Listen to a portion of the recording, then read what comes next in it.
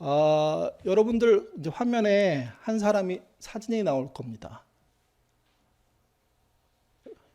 누군지 아십니까 혹시? 네, 써 있죠. 이게 이름을 감추고 했어야 되는데 만드는 사람이 바보 같아가지고 제가 이게 이 선수를 기억하십니까? 이렇게 물어보면서 사진을 탁 보여주면 여러분들이 글쎄 뭐 이렇게 반응이 나올 때 김우진이라고 이렇게 얘기해야 되는 건데 이렇게 됐네요. 네. 이 선수 올해 올림픽 때 정말 우리를 많이 위로했던 그 선수들 중에 한 명이죠. 이게 뭐 항상 올림픽 때마다 양궁은 우리들한테 이렇게 효자 종목이라고 얘기합니다. 심지어 뭐 전 메달이 걸려 있는 걸 금메달을 다 따오는 경우들도 꽤 있으니까, 그러니까 우리나라의 양궁 대표들은 뭐 신궁에 해당할 정도로, 그리고 또 양궁계에서는 그런 말이 있더라고요. 올림픽 가서 1등 하는 것보다 국내 대회에서 1등 하는 게, 올림픽 대표로 뽑히는 게 더 힘들다고. 그래서 우리나라는 이 선수들 말고도 층이 너무 두꺼워서 그 밑에 정말 세계적으로 잘하는 사람들이 있는데 세계 무대에 나가지조차 못하는 거예요. 근데 어쨌든 김우진 선수라는 선수가 등장을 했고, 제가 오늘 그분에 대해서, 그 선수에 대해서 얘기하고 싶은 것은 이분이 보였던 경기 속에서 나타나는 되게 특이한 장면들 때문입니다. 그 중에 한 가지가 심장 박동수에 관련된 겁니다. 저는 전에는 몰랐는데 이번에 보니까 선수들의 심장 박동수가 밑에 뭐 나오는가 보더라고요. 그래서 몇입니다 뭐 이런 얘기 막 해주는데 오히려 되게 재밌더라고요. 저 사람의 지금 심장이 이렇게 좀 긴박한 상황인데도 몇이구나, 어떤 사람은 많이 떨고 있구나, 이게 과학적으로 이렇게 눈에 보이는 거예요. 우리나라 일반 성인들이 이렇게 움직이지 않고 평상시에 잘 쉬고 있을 때 심박수가 분당 60에서 한 100 정도 된답니다. 뭐 앞뒤 좀 다를 수 있지만 이 정도 나오면 이 사람이 좀 쉬고 있는 거구나, 이렇게 느낄 수 있다고 해요. 근데 이 김우진 선수가 개인전에 1회전에 나갔을 때 첫 발을 쏠 때 심박수가 86이었습니다. 그리고 마지막 발 쏠 때가 73이었습니다. 그러니까 이제 우리가 편안하게 쉬고 있는 심박수보다 훨씬 떨어지는 거죠.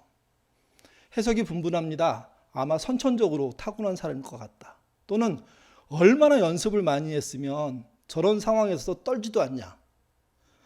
그렇다면 반대 선수는 어땠을까요? 아마 헝가리 선수로 제가 기억하는데 심박수가 168 왔다 갔다 했습니다. 계속. 여러분, 이게 무슨 말일까요? 한 사람은 하나도 요동하지 않은 상태에서 활을 쏘고 있는 거고요. 한 사람은 막 숨이 헐떡거리면서 겉으로는 안 보이지만 내부적으로는 정말 둥둥둥둥 하는 소리를 들으면서 화살을 쏘고 있는 거예요. 그 결과 우리나라 선수가 이겼죠. 물론 뭐 우리나라 선수가 개인전에 제가 금메달을 땄는지 기억은 없는데, 어쨌든 이 선수가 이기는 장면 속에 심박수라는 게 굉장히 크게 작용하고 있다는 것을 보여준 겁니다. 다음 경기에도 비슷했습니다. 김우진 선수는 70에서 80 사이를 유지했고요. 반대편의 선수는 120 정도를 유지했습니다. 그러니까 120도 되게 잘 컨트롤을 한 건데 김우진 선수에 비해서는 뭐 별로였던 거죠. 보신 분들은 기억할 겁니다. 우리나라 선수들이 다른 나라 선수들보다 심박수가 평균적으로 낮았다는 거. 그러니까 마음의 평안들, 그리고 흔들렸다가 회복하는 능력들, 이런 게 유난히 뛰어났다는 거죠. 그래서 기자들이 물었어요. 어떻게 그렇게 긴장된 자리에 올라가서 낮은 심박수를 유지할 수 있냐고. 그랬더니 김우진 선수가 한 대답입니다. 자기도 긴장 많이 했는데 심장 박수가 낮게 나온 건 아마 기계가 이상해서 그럴 거라고. 그리고 들어갔습니다. 그러니까 겸손한 표현인지 하여튼 모르겠지만, 성격이 그러는지 알 수는 없지만, 실제 그 선수, 또 그 선수와 함께하는 우리나라의 선수들이 선천적인 장점도 있겠지만 후천적인 훈련을 통해서 자신의 심장 박동수를 회복하는 능력들이 탁월했다는 겁니다. 경기라는 게 위기가 올 수밖에 없죠. 위기가 왔을 때 누가 더 자기 상황을 잘 인지하고 자기 마음을 정리하고 집중해서 자기가 할 수 있는 일을 하느냐, 이게 승패를 좌우하는 경우가 많거든요. 그것이 다른 말로 하면 회복력이 있는 사람이냐 하는 겁니다. 회복력이 있냐 없냐 이게 중요하죠. 이게. 우리가 지지난주 월요일 주일부터 시작해서 지금 총 10번째 설교만 통해서도 10번째 회복력에 대한 이야기를 하고 있습니다. 그 회복력을 지난주에 어저께 요약해 드리면서 이렇게 말씀드렸습니다. 자기를 조절하는 능력과 또 하나 대인관계의 능력이 잘 조합되면 회복력이라는 게 극대화될 수 있다고요. 회복 잘하는 사람들의 특징이 그런 사람입니다. 마음 컨트롤을 잘하고 동시에 타인과의 관계를 잘 유지하고. 여러분 이건 저절로 되지 않습니다. 전부 그 사람의 수고와 땀 흘림으로 되는 거죠. 우리가 보고 있는 그 회복력이란 책, 제가 보고 있는 회복력이란 책에 보면 이 두 가지 요인 말고 또 평상시에 중요한 게 몇 가지 있다고 얘기하는데 그 중에 세 가지 한번 짧게 보죠. 그 첫 번째가 뭐냐면요. 운동입니다. 아무리 마음이 잘 정리되어 있다고 하더라도 몸이 약해지면 마음이라는 게 흔들릴 수밖에 없답니다. 그래서 운동 열심히 해서, 열심히라는 게 지나치면 안 된다는 의미도 들어있는 겁니다. 적절하게 잘해서 자신의 건강을 유지하는 거, 그게 몸의 건강만이 만을 위한 게 아니고요. 정신의 건강에서 필요한 것이고 또 행복한 삶에서도 필요한 거예요. 근데 뭐 요즘 저희가 운동에 관한 이야기를 텔레비전이나 뭐 SNS에 너무너무 많이 보니까 뭐 저까지 그걸 강조할 이유는 없는 것 같아요. 다만 운동하는 게 쉽지는 않습니다. 꾸준히 하는 게 중요하다는 거죠. 두 번째가 강점에 집중하는 삶을 사는 게 필요하답니다. 아무리 재주가 없는 사람이라고 하더라도 강점이라는 게 있습니다. 다른 사람보다 평균적으로 낮은데 뒤처지지만 그 사람에게 강점이라는 게 있다면 그 사람의 강점에 집중해서 살도록 스스로 노력해야 되고 동시에 주변에 있는 사람도 그 강점을 강화하도록 도와주는 게 그 사람의 미래를 놓고 봤을 때, 그 사람의 회복력을 놓고 봤을 때 굉장히 중요한 시도라는 거예요. 근데 여러분 우리나라는 강점을 강화하면 건방져진다고 어른들이 말씀하셔서 강점은 고개 숙이게 만들고요. 약점을 보완하게 만들었죠. 저는 이 교육이 특별하게 나쁘다고 생각하지 않았습니다. 근데 어느 날 보니까 약점을 보완하는 시간이 너무 오래 걸리니까 강점이 약화되는 일들이 벌어지는 거예요. 회복력이라는 책에서 김주환이라는 교수가 하는 말입니다. 같이 한번 읽어보겠습니다. 약점에 집중해서 그것을 보완하는 방법으로 자기 발전도 없고 행복도 없다. 그러한 노력이 성공한다 해도 기껏해서 평범한 사람이 되는데 그친다. 이 사람이 말하는 평범한 사람이 되는데 그친다, 이 말은 평범한 사람이 나쁘다는 뜻이 아니에요. 약점을 보완하는 것도 노력하는 거기 때문에 그 사람의 어떤 삶의 표현이 좀 그렇지만 수준을 높이는, 능력을 키우는, 이게 충분히 도움이 돼요. 근데 문제는 뭐냐면 강점을 더 강하게 키우면 강점이 위로 올라갈 거 아니에요. 그러면 인생을 살면서 저절로 약점 보완이라는 게 또한 이루어지거든요. 그러니까 쫓아온다는 얘기예요. 약점을 보완해서 올라오는 게. 그러면 평균치가 높아져요. 근데 그걸 거꾸로 하면 평균치가 떨어져요. 약점에 집중하다 보면 약점을 보완해서 평균치 위로 올라올 수 있지만 강점을 키울 시간은 없는 거예요. 그래서 회복력을 가르치는 분들이 또 긍정심리학을 얘기하는 분들이 강조하는 게 뭐냐면 약점에 너무 집중하지 말고 강점에 먼저 집중하라는 거죠. 그리고 약점을 고칠 타이밍들이 올 거다. 그러면 그때 고치면 된다는 거예요. 그때 하면 다른 사람보다 훨씬 더 앞질러 가면서 동시에 평균도 높일 수 있는 그런 기회들이 온다는 거죠, 이게. 그러니까 약함보다 강함을 잘 훈련하는 것, 자기의 강점을 잘 활용해서 극대화하는 것, 이게 사실은 회복력을 키울 때 중요하다는 겁니다. 기독교 신앙인들 안에는 약함에 대한 어떤 환상이 있습니다. 다른 그 환상 중에는 좋은 면도 있지만 사실은 오해도 있거든요. 우리가 약점에 대해서 굉장히 긍정적으로 보게 됐던 이유는 바울 때문입니다. 바울이 한 말이 우리에게 굉장히 영향력을 줬고 많은 설교자들이 또 책에서 강조했죠. 약함이 강함이 된다고. 약할 때 우리가 하나님의 은혜 속에 산다고. 그 말은 틀린 말이 아닙니다. 근데 바울이 그런 말을 했을 때 왜 그런 말을 했을까는 좀 살펴보셔야 됩니다. 같이 보시죠. 고린도후서 13장 9절 이하입니다.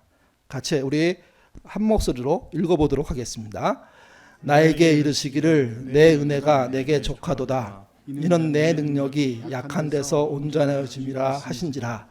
그러므로 도리어 크게 기뻐함으로 나의 여러 약한 것들에 대하여 자랑하리니 이는 그리스도의 능력이 내게 머물게 하려 함이니라. 분명히 여기는 바울의 약한 여러 가지를 통하여서 그리스도의 능력이 바울에게 임하고 있다고 표현합니다. 그러면 좋은 겁니다. 당연히 그렇죠. 우리가 약한데 약한 부분과 약한 면을 갖고 있어서 많은 실수를 하고 있는데 그 약한 면을 좋게 보신 하나님이 나를 붙잡아 주시면, 나와 함께 하시면, 나와 함께 일하시면, 그러면 당연히 좋아지죠. 당연히. 근데 이 말은 제 안에서 들으셔야 돼요. 바울이 능력이 약한 데서 온전해졌다, 그러면서 약한 것을 자랑하는 것은, 그 약함이 장점이 됐다 이렇게 강조하는 것은 사실은 우리가 생각하는 모든 약함에 해당하는 얘기는 아니에요. 바울의 약함이 뭡니까? 바울이 질병을 가지고 있었습니다. 정확하게 알 수는 없습니다. 근데 어쨌든 그 문제가 본인에게 너무 힘들었습니다. 제가 요즘 눈 때문에 굉장히, 사실 좀 오래된 일이지만 이렇게 원고를 보면 안 보이고 그래요. 얼마 전에 아내와 대화하다가 너무 안 보인다, 설교 시간에 안 보이니까 갑자기 헤매거나 못 읽거나 이런 일이 발생해서 큰일이다 그랬더니 아내가 딱 한마디 했습니다. 글자 크기를 키워. 뭘 걱정해. 그래서 근데 약간 자존심이 상하더라고요.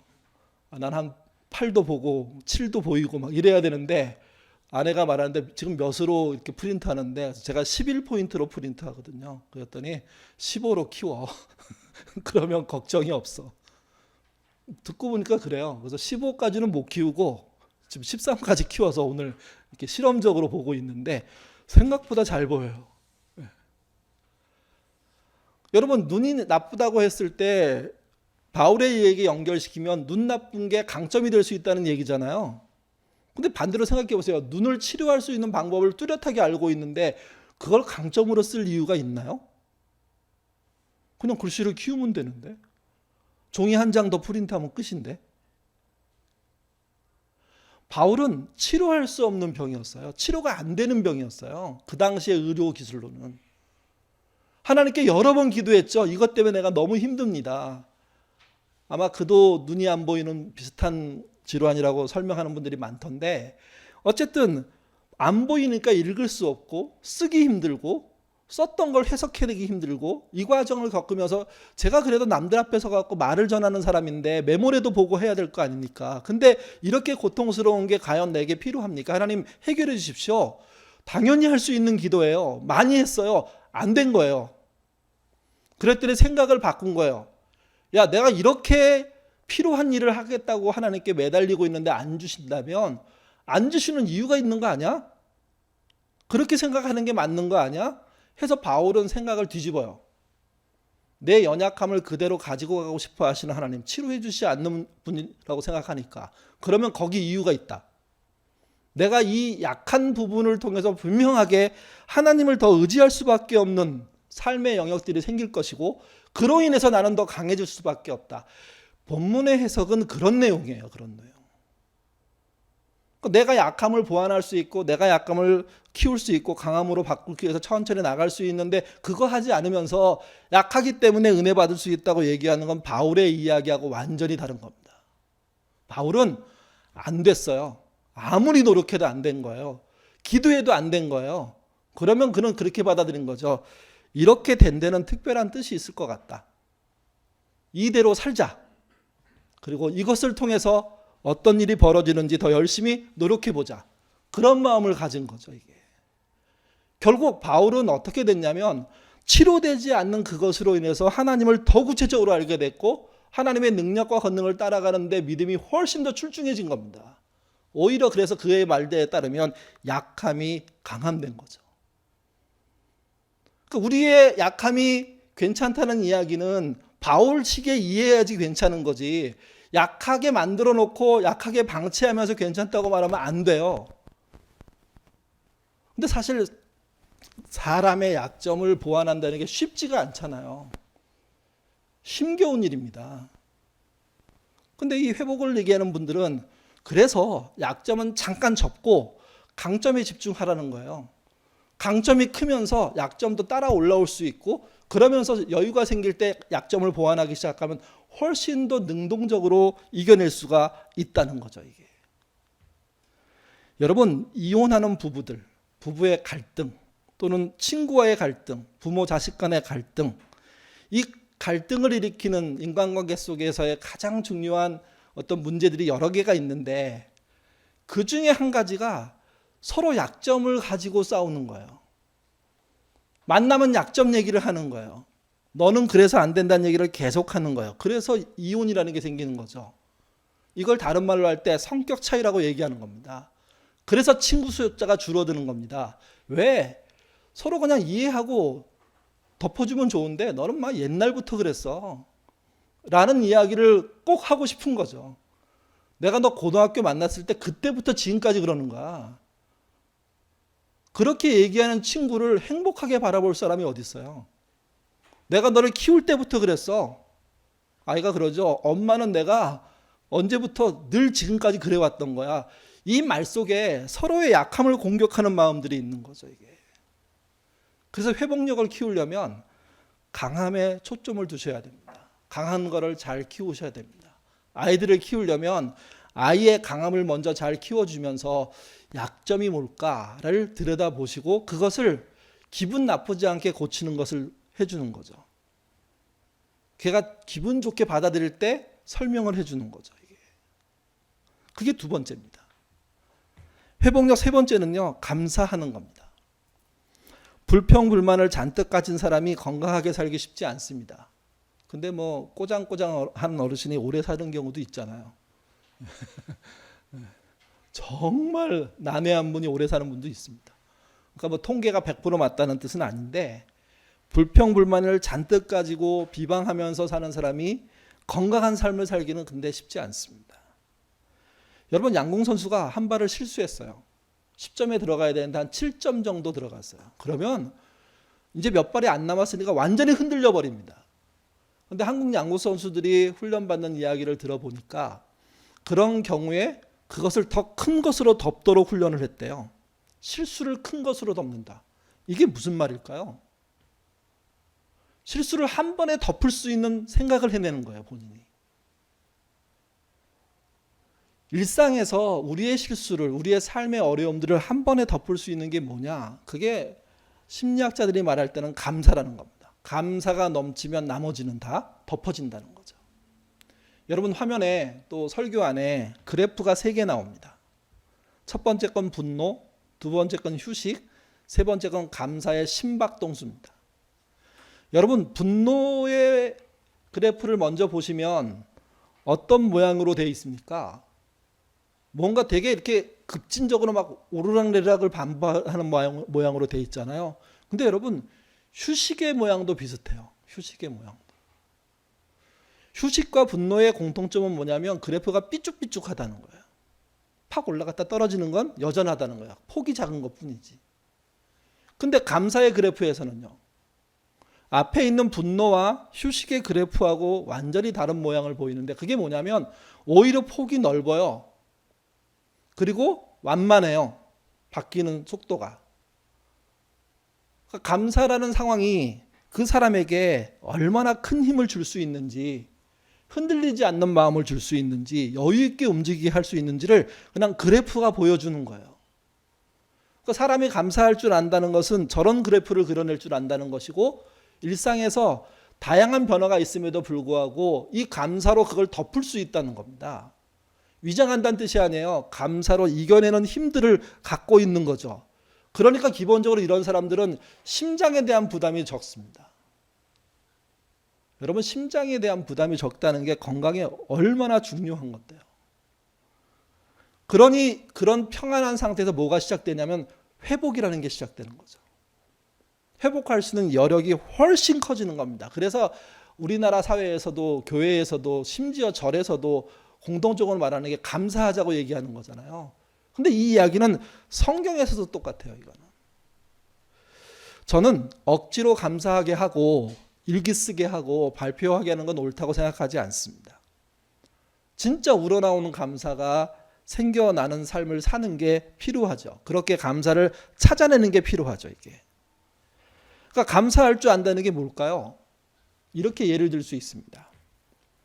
그냥 길에서 모르는 사람인데, 뭐 회사에서 모르는 사람인데 엘리베이터도 만났을 때 그분이 안녕하세요 인사하면 내가 어떻게 반응해야 되겠습니까? 저도 안녕하세요 인사하면 돼요.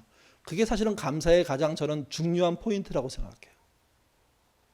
가끔 저희도 엘리베이터 만나는 어른한테 안녕하세요 그러면 그분이 인사하세요. 또 그분이 먼저 인사하기도 하세요. 안녕하세요. 근데 이제 젊은 쪽으로 내려가면 반응이 없죠. 제가 안녕하세요 했는데 걔가 멀뚱멀뚱 쳐다봐요. 그럼 저도 되게 당황해요. 처음에는 저도 그냥 내렸어요. 그러다가 어느 날 안녕하세요 했는데 인사를 안 하면 몇 층에 살아요? 이렇게 한 번 더 물어요. 그럼 그때서야 이제 몇 층에 살아요. 뭐 다음에 만나면 인사하더라고요. 감사가 무슨 표현이냐면 이쪽에서 선의를 베풀었을 때 본인도 선의를 베푸는 거예요. 인사했을 때 인사하는 거예요. 이게 저는 시작이라고 생각해요. 그러니까 엘리베이터에 아이들하고 같이 탔을 때 누군가 서로 인사했어요. 우리 아이들이 안 해요. 그러면 인사드려야지. 이렇게 말 한마디가 감사할 수 있는 여력들이 생기게 되는 거거든요. 또 하나, 상대방이 나한테 관심을 표명해요. 그래서 이런저런 질문을 해요. 그러면 저도 그에 준하는, 너무 오버하면 안 되지만 같은 수준의 대화를 하려고 해야 돼요. 나한테 몇 호에 사세요? 물었는데 저는 그냥 가만히 있으면, 그래서 선생님은 몇 호에 사세요? 몇 층에 그러시군요. 그 집에 아기가 있죠? 그 정도 대화하면 저쪽이 저를 생각하는 거와 제가 저쪽을 생각하는 게 서로 통하게 되거든요. 이제 한 걸음 더 나가요. 상대방이 나의 자식에 대해서 물어요. 내 부모님의 안부를 물어요. 그럼 나는 어떻게 해야 될까요? 당연히 그분의 자식이 어떤지, 부모님이 어떻게 지내시는지 물을 수 있어야 돼요. 제가 지금 뭘 말씀드리는 거냐면, 감사란 억지로 뭘 짜내가지고 저 고마워해요 이런 얘기를 하라는 게 아니라 저쪽에서 나오는 이야기에 대한 마땅한 반응을 하는 거예요. 제대로 된 반응을 하려고 노력하는 거예요. 이게 주고받으면서 사람을 만났을 때 두렵지 않고 엘리베이터에서 낯선 사람을 만났을 때 뭔가 자유롭게 행동할 수 있는 힘들이 생기는 거거든요. 감사란 이런 훈련들이 평상시에 쌓이는 걸 통해서 나오는 거예요. 그런 힘들이 거기서 길러지는 거예요. 이게요. 그래서 금방 했던 이야기를 요약하면 이렇습니다. 여러분 회복하시려면 운동하셔야 되고요. 강점에 집중하셔야 되고요. 그리고 감사하셔야 돼요. 그러면 성경은 뭐라고 얘기하는지 한번 보시죠. 오늘 본문은 예수님이 많은 이적을 행했지만 하나님 나라에 대해서 강론했지만 유대인들의 지도자의 미움을 받아가지고요. 정말 이렇게 겉돌 때예요. 능력을 펼쳤지만 방해하는 자들이 있으니까, 공격하는 자들이 있으니까, 트집을 잡는 자들이 있으니까 예수님이 어느 곳에 진득하게 앉아 계실 수가 없는 상황들이 계속 벌어져요. 예수님이 이제 예루살렘으로 올라가셔야 됩니다. 올라가는 길에 사마리아와 유대 땅이 맞닿는 지역들이 있어요. 그 지역 한 곳을 지나가게 됐습니다. 그러면서 한 마을에 들어간 거예요. 같이 보시죠. 누가복음 17장 12절 13절입니다. 읽겠습니다. 한 마을에 들어가시니 나병 환자 10명이 예수를 만나 멀리 서서 소리를 높여 이르되 예수 선생이여 우리를 불쌍히 여기서 사거늘. 여기 마을은 아마도 이런 것 같습니다. 아마 우리나라도 그런 경우가 있는데 나병 환자들이 모여 사는 마을이에요. 일반 마을보다 격리된 거예요. 제가 어렸을 때 제가 듣기로 그 계란 농장 가서 계란 사와라 했을 때 계란 농장에서 일하셨던 분들이 이런 분들이었어요. 계란 농장이라는 게 많잖아요. 근데 어떤 계란 농장은 그분들이 모여서 파는 거예요. 근데 그분 중에 가장 성한 분이 앞에 나서서 계란을 주고 돈 받고 이런 역할들을 했던 거죠. 우리나라에도 있었던 얘기예요. 제가 말씀드리고 싶은 건. 그런 지역으로 마을로 들어간 거예요. 그 마을 사람들이 거기 모여 살 수밖에 없었던 건 일반 사람들이 배척했기 때문이에요. 철저하게 무시했기 때문이에요. 근데 그들에게도 소문이 들린 거예요. 예수님이란 분이 놀라운 능력으로 사람을 치유하고 있다고, 치료하고 있다고. 그들 마음에 기대가 있었는데 진짜 우연치 않게 예수님이 자기 마을로 지나가시게 된 거죠. 그래서 그들 중에 10명이 소리치면서 외쳤습니다. 선생님, 우리를 불쌍히 여겨달라고. 여러분 얼마나 절박했을까요? 근데 어떤 이야기가 더 있었는지 모르겠지만 성경은 이렇게 기록해요. 그들에게 예수님이 너희 몸을 제사장에 보여라 이렇게 얘기했어요. 제사장이 어디에 있습니까? 예루살렘에 있죠. 또 예루살렘에 올라가는 길이잖아요. 그러니 그들은 어디로 갔을까요? 어디로 출발했을까요? 제사장을 향하여 출발했습니다. 근데 중간에 가다가 그들이 어떤 경험을 하게 되냐면 몸이 치료됐다는 걸 알게 됩니다. 너무나 놀랍고 너무나 감사하는 마음이 있어서 그들이 어떻게 행동했는지가 이 성경에 기록되어 있죠. 같이 한번 보시죠. 16절부터 19절입니다. 읽겠습니다. 예수의 발 아래 엎드려 감사하니 그는 사마리아 사람이라. 예수께서 대답하여 이르시되 10사람이 다 깨끗함을 받지 아니하였느냐? 그 9은 어디 있느냐? 이 이방인 외에는 하나님께 영광을 돌리러 돌아온 자가 없느냐 하시고 그에게 이르시되 일어나 가라. 내 믿음이 너를 구원하느니라 하시더라. 앞에 얘기가 좀 이렇게 빠져 있네요. 10명 중에 1명만 돌아왔다는 이야기입니다. 9명은 어디로 갔을까요? 제사장의 몸을 보이러 간 겁니다. 그리고 성경은 설명합니다. 그 9명은 유대인이었고 1명은 사마리아 사람이었다는 거예요. 상황적으로 사마리아 사람은요, 어디에 안 갔냐면 예루살렘에 안 갔습니다. 평상시에도 안 갑니다. 그들은 그림심산이라는 곳에 갑니다. 그러니 방향이 다를 수밖에 없습니다. 되게 자연스럽게 생각하면 유대인들은 예수님 말을 듣고 어디로 갔냐면 예루살렘 성전을 향해서 간 거예요. 누굴 만나야 되니까? 제사장을 만나야 되니까. 당시 제사장은 의료적으로 치료됐음을 선언하는 유일한 존재예요. 종교적인 지도자이면서 동시에 의사이기도 한 거예요. 그러니까 그를 향해서 가는 게 그렇게 나빠 보이지 않아요. 나쁘다고 말하는 게 오히려 예수님이 말장난하는 게 되는 거예요. 근데 성경은 어떻게 말합니까? 왜 너 혼자냐고 물어보잖아요. 왜 너 혼자냐? 아니 당신이 제사장한테 보이라고 했으니까 그리 간 거 아닐까요? 이런 말 나올 수 있습니다. 근데 성경은 그런 기록이 없고 9명을 부정적으로 표현합니다. 1명을 긍정적으로 표현합니다. 그러면서 자신을 찾아와서 감사하지 않은 자에 향한 대단히 부정적인 모습들이 등장하고 그 부정적인 모습은요 뒤에 가서 구원의 문제와 연결되도록 성경이 기록되어 있습니다. 끄트머리에 뭐라고 말합니까? 내 믿음이 너를 구원하였다 이렇게 말합니다. 여러분 이때 믿음은 그 사마리아 사람의 신념이 아닙니다. 이때 믿음은 무엇이냐면 하나님이 예수님을 통해서 역사하고 계시다는 것을 믿는 걸 말하는 거예요. 내 눈앞에 있는 이분이 나를 치료한 분인데 이 치료한 분은 하나님이 보낸 분이다. 그러니 이 말을 믿고 따르는 게 옳고 이분께 감사하는 게 옳다는 의미의 믿음이에요. 사마리아 사람에게 믿음이 좋았다, 신념이 좋았다 이런 뜻이 아니에요. 그도 신념이 있고 생각이 있지만 그분께 감사하러 나왔다는 것은 그분의 역사가 하나님을 통해서 한 역사라는 이야기를 드러내는 것이고 예수님은 그것을 정리해서 말해주는 거죠. 동시에 이 믿음은 예수님 말이 진심이라는 것, 진리라는 걸 보여주는 믿음을 말하는 겁니다. 그래서 제사장들을 만나러 갔던 유대인 9명은 믿음 이후 구원받았다는 이야기를 못 들었는데 사마리아 사람 이 사람만은 뭘 들었냐면 믿음이 있고 구원받았다는 이야기를 들었던 거예요. 이 믿음의 내용을 실제 사마리아 사람의 치료받은 사마리아 사람은 뭘로 표현했습니까? 감사로 표현한 거죠. 그래서 이 본문에서는 감사함이 믿음이 된 겁니다.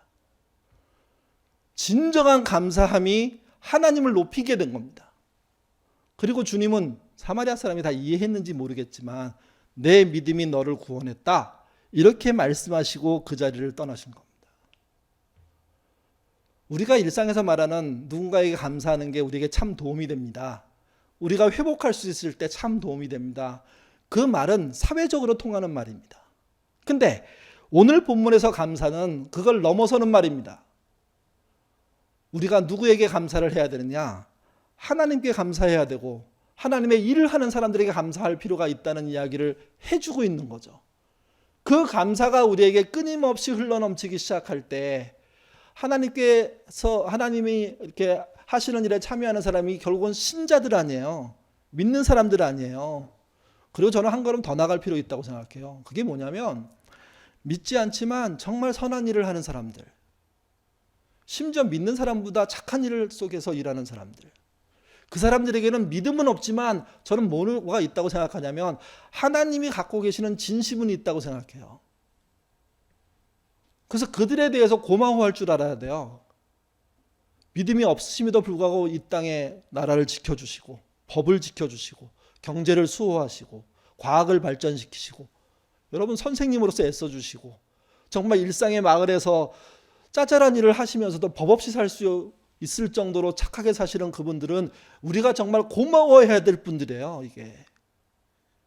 그리고 한 걸음 더 나가면 믿는 자들을 향한 감사들이 필요한 거죠. 이게.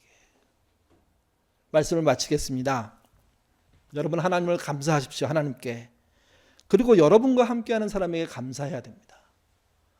시편 50편 22절부터 23절 말씀 마지막으로 같이 한번 읽어보겠습니다. 하나님을 잊어버린 너희여 이제 이를 생각하라. 그러지 아니하면 내가 너희를 찢으리니 건질 자가 없으니라. 감사로 제사를 드리는 자가 나를 영원하게 하나니 그의 행위를 옳게 하는 자에게 내가 하나님의 구원을 보이리라. 여러분 시편 50편은 우리가 앞에 읽었던 누가복음의 마지막 대목하고 너무 닮아 있습니다. 감사와 구원이 연결되어 있음을 이야기해 줍니다. 그렇다면 신자인 우리는 어떻게 살아야 될까요? 우리도 감사함으로 살아야 됩니다. 그 감사로 우리의 힘든 환경들을 덮어낼 수 있는 그런 삶의 노력들, 수고들을 할 수 있으면 우리의 회복력은 세상이 말하는 회복력과 상대가 안 될 정도로 건강할 수 있고 클 수 있고 능력을 드러낼 수 있습니다. 믿음의 회복력이 더 크다는 이야기입니다. 믿음의 회복력은 결국 구원에 이르기 때문에 그렇습니다. 그런 회복력을 감사를 통해서 강함을 키우심으로 또 여러분의 몸을 잘 관리함으로 유지하시고 확대하시는 저와 여러분 되시기를 주님의 이름으로 부탁드립니다. 기도하겠습니다. 하나님, 저희의 회복력이 커지기를 원합니다. 코로나로 인해서 짓눌려 있는 우리의 마음들이 커지기를 원합니다. 특별히 신앙을 통하여서 또 신앙에 잇대어 있는 감사를 통하여서 우리가 주님 앞에 더 나아감으로 이 땅의 삶의 회복력들이 커지는 은혜 있도록 주님 인도하여 주옵소서. 하나님, 우리의 몸을 정말 하나님의 성전으로서 잘 관리하기를 원합니다. 그러기 위해서 운동할 수 있도록 정말 호흡을 잘 키우고 근육을 키우고 그리고 폐활량을 늘리고 그런 일들을 통하여서 우리의 성전인 몸을 잘 관리하는 그런 신앙인 되도록 도와주시고 우리에게는 강점들 더 뚜렷하게 키워나감으로 말미암아 우리의 강함을 통한 역사들 해낼 수 있도록 도와주시며 동시에 우리의 약점을 잘 보완하는 믿음의 사람 되도록 그래서 진짜 회복력 있는 신앙인 되도록 이끌어 주옵소서. 그리고 믿음으로 하는 감사 우리 안에 넘쳐나기를 원합니다. 사람을 사랑하고 존중하는 감사 넘쳐나기를 원합니다. 상대방이 보인 만큼의 보다 좀 더 큰 관심과 사랑을 보여줄 수 있는, 전해줄 수 있는 믿음의 사람이 되게 하셔서 이 땅의 개신교인들이, 그리스도인들이, 교회 다니는 사람들이 세상 사람들보다 더 큰 그릇, 따뜻한 마음, 온유한 삶들을 살고 있음이 드러나도록 인도하여 주옵소서. 그리고 그것으로 인해서 이 땅이 또 우리의 신앙이 특별히 코로나를 겪고 있는 우리 교회의 현실들이 회복되는 은혜 있도록 도와주시고 우리 교우들 한 가정 한 가정마다 감사가 흘러넘침으로 행복하게 하시며 그 감사 때문에 믿음이 더 견고해지며 삶이 회복되는 역사들을 더 많이 보게 되는 은혜 있도록 인도하여 주옵소서. 감사하며 예수님 이름으로 기도드립니다. 아멘.